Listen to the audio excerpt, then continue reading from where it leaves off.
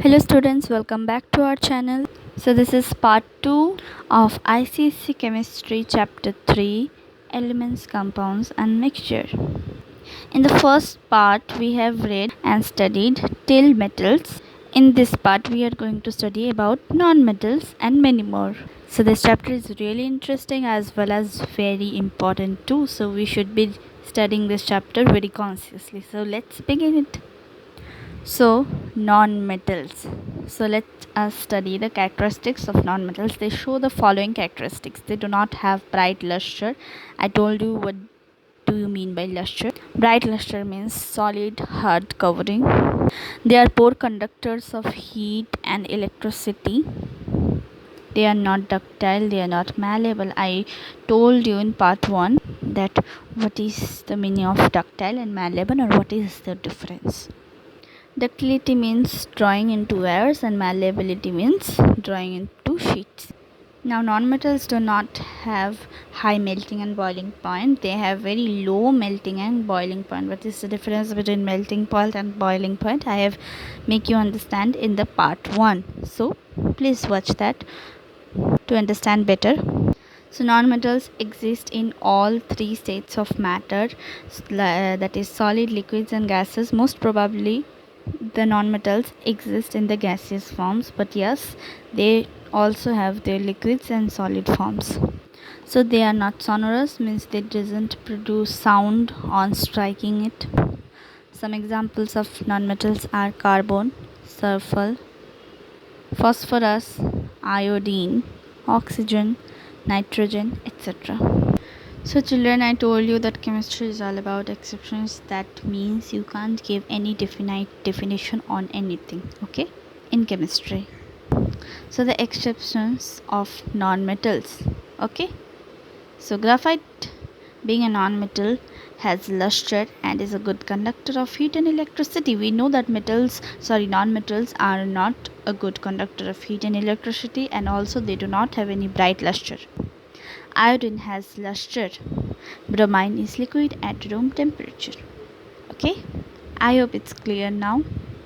So now let us study about metalloids. You are going to study metalloids deeply in your higher classes. Okay, so see, the main elements which shows the properties of metals as well as non-metals are called metalloids. Just simply remember this. Okay, so examples of metalloids: arsenic, antimony, bismuth, germanium.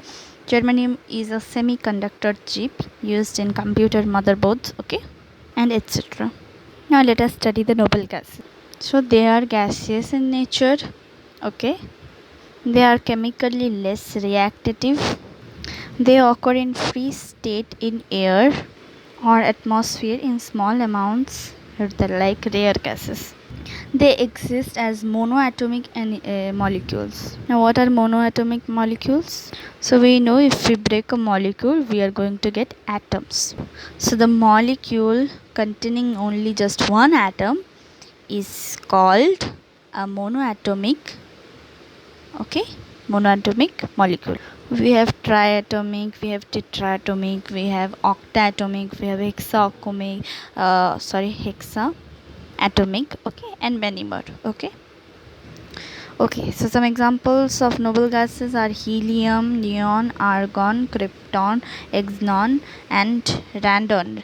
Okay, radon is not a type of noble gases. So nowadays scientists do not categorize radon under noble gases, okay. See, because we know that noble gases are less reactive, but radon is highly reactive, okay. So radon is a radioactive in nature, okay. So radon is used for mapping nuclear reaction. Just remember this is an extra knowledge for you all.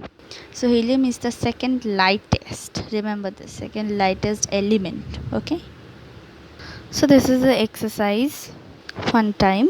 So what we have to do, we have to just identify the following elements by looking at their pictures, okay. So let us do this. I have hidden the answer, so try guessing by looking at the pictures, okay. So first one, so it is made up of tungsten, okay. Second one, So second one, try guessing it. Yes, it's right. It is iodine. Okay. Third one is bromine. Fourth one is mercury. Fifth one is silver. Sixth one is carbon. Third one is copper.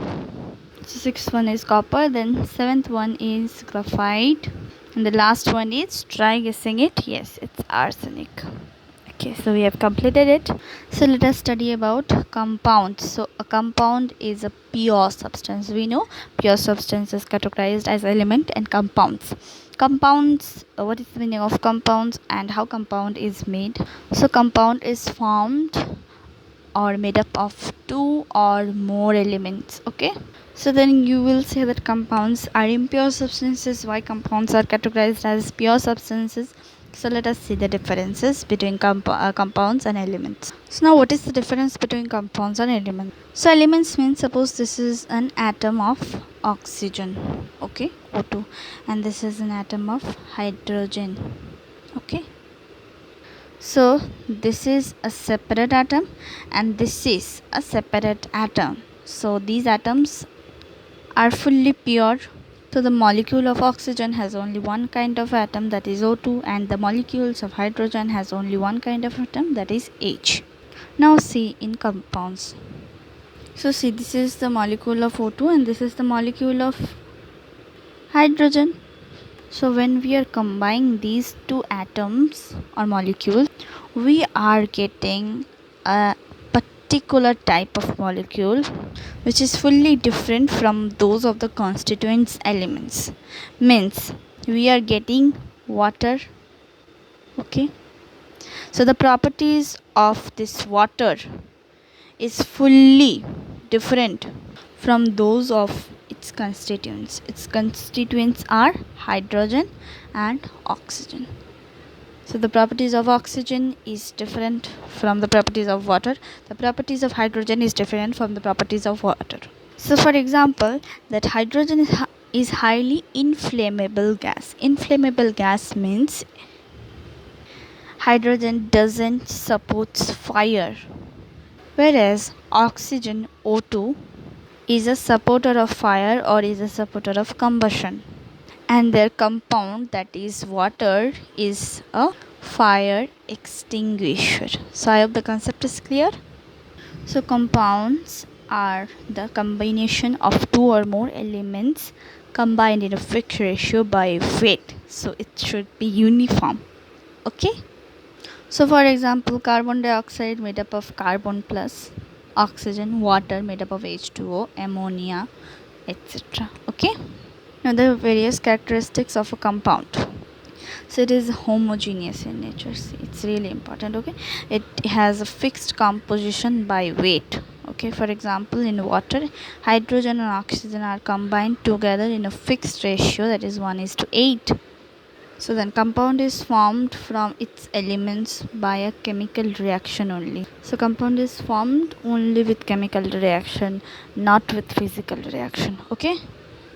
So the constituent elements of a compound cannot be separated by physical method, okay. So a chemical compound can be broken into its component elements by chemical method only, okay. So if you want to get hydrogen and oxygen from water, then you can get it by chemical reaction, okay. So see, the formation of compound from its elements is accompanied by energy changes.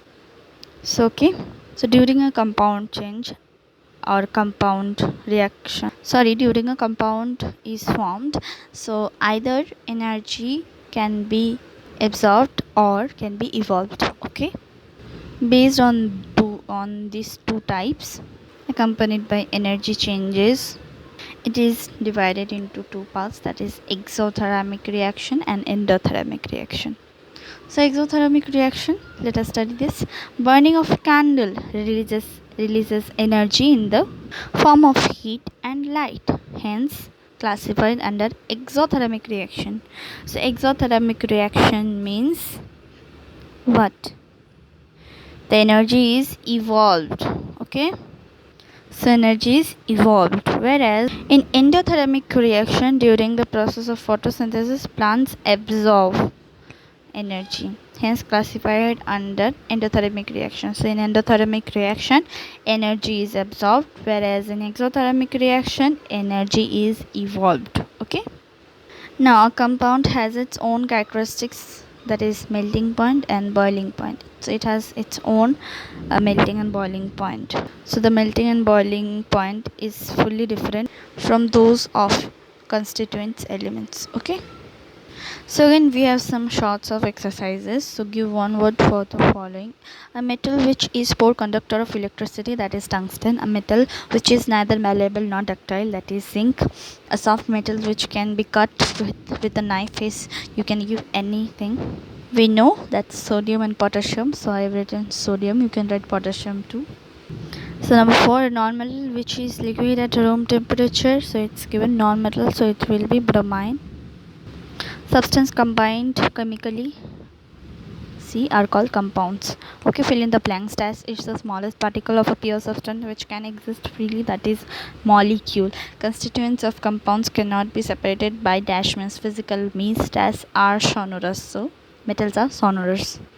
Number 4, dash and dash are liquid metals, so see, mercury and gallium are liquid metals. Thus a non-metal is a good conductor of electricity, graphite. Okay, give 2 examples of the following. You can give any 2 metals. Okay, silver and gold. Non-metals, sulfur and phosphorus. Metalloids, arsenic and germanium. You can write antimony too.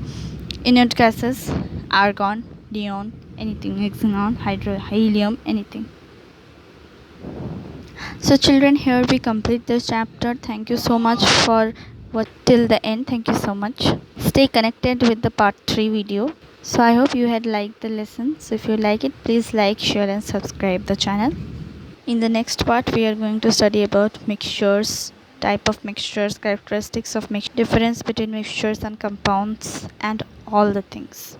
So for now, thank you so much. Bye bye students. Stay safe, study hard. Thank you so much.